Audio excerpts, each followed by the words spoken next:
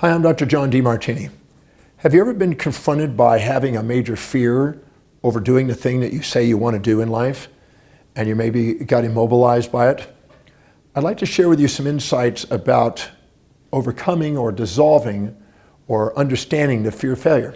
So I'm going to do a little bit of all of that. First of all, fear is an assumption that you're about to experience in the future through your senses or imagination more negatives than positives, more pains and pleasures, more losses and gains, more disadvantages and advantages from somebody or yourself. I'm going to say that one again. I want you to really get that and sink that in.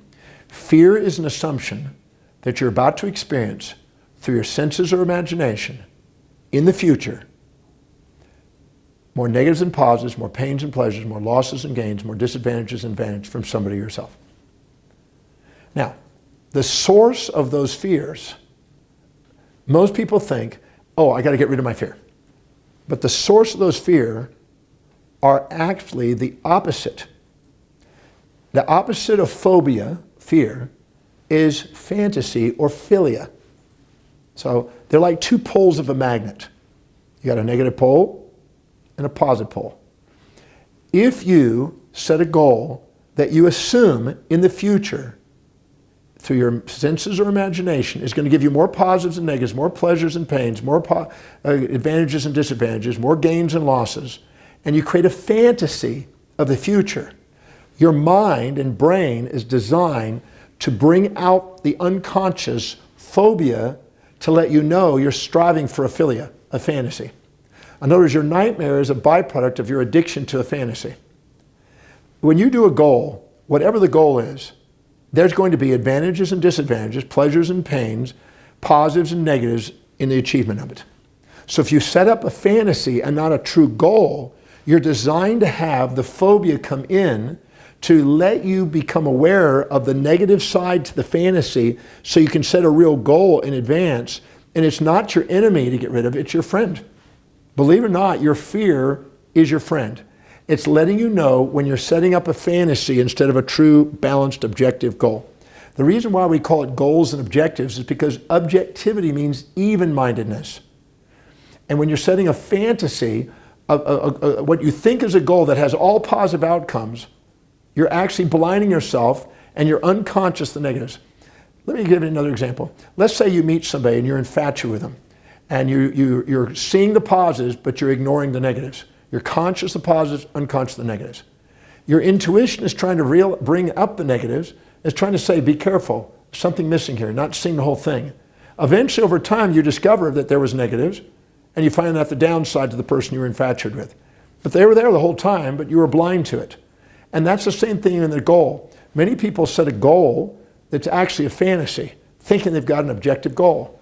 And they set up a fantasy that's got all positive outcomes, and their mind automatically, simultaneously emerges a phobia, a fear, to let them know that that's not a balanced goal yet.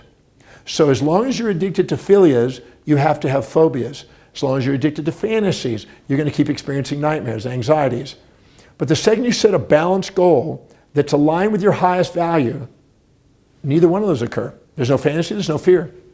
Because if you're living according to your highest value and you're more objective, you embrace both pain and pleasure, support and challenge, positive and negatives equally in the pursuit.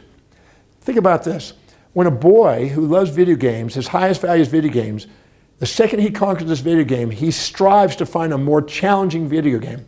He's not looking for a positive without a negative. He's looking for a challenge in addition to something that's invigorating. Positive and negative together. A real goal is it got a balance. A real objective has a balance, but a biased fantasy that is skewed to seeing in the future more positives and negatives makes your brain automatically bring up the negatives over the positives to make your brain balanced so you set real goals.